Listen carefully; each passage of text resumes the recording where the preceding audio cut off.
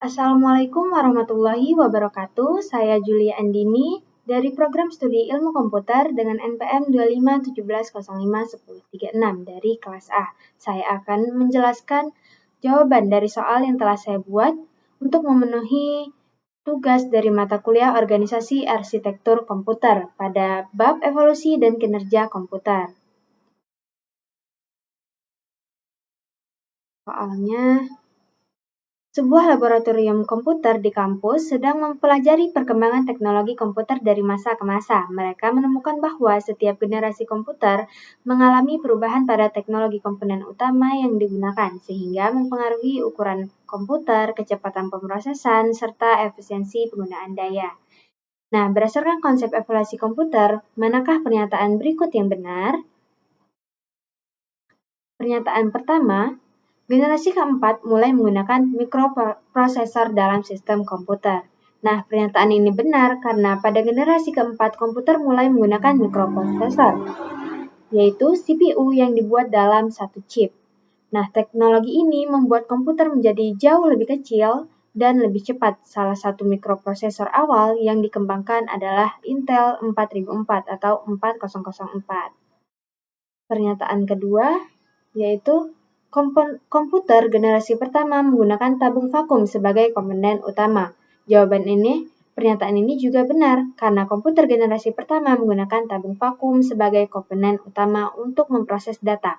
Komputer pada generasi ini memiliki ukuran yang sangat besar, menghasilkan panas yang tinggi, dan membutuhkan daya listrik yang besar. Contoh komputer generasi pertama ini adalah ENIAC.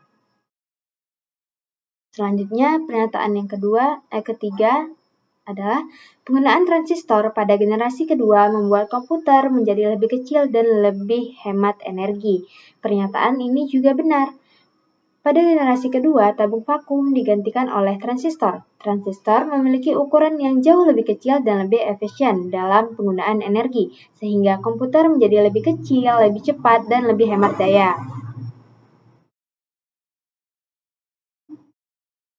Kemudian pernyataan keempat, komputer generasi pertama sudah menggunakan mikroprosesor modern. Nah, dari sini kita tahu bahwa jawaban ini salah karena komputer generasi pertama itu belum menggunakan mikroprosesor. Pada generasi pertama, teknologi yang digunakan masih berupa tabung vakum, sedangkan mikroprosesor baru muncul pada generasi keempat.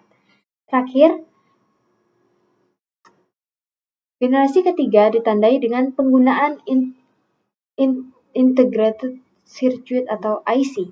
Nah, karena generasi ketiga ditandai dengan penggunaan IC itu benar karena teknologi IC memungkinkan banyak komponen elektronik digabungkan dalam satu chip kecil sehingga komputer menjadi lebih cepat, lebih kecil, dan lebih andal.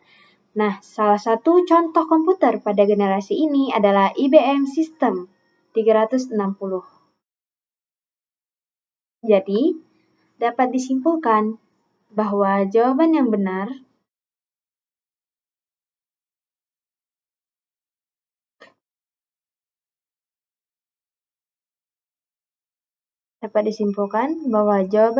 itu yang ini. Yang keempat, pernyataan keempat itu salah.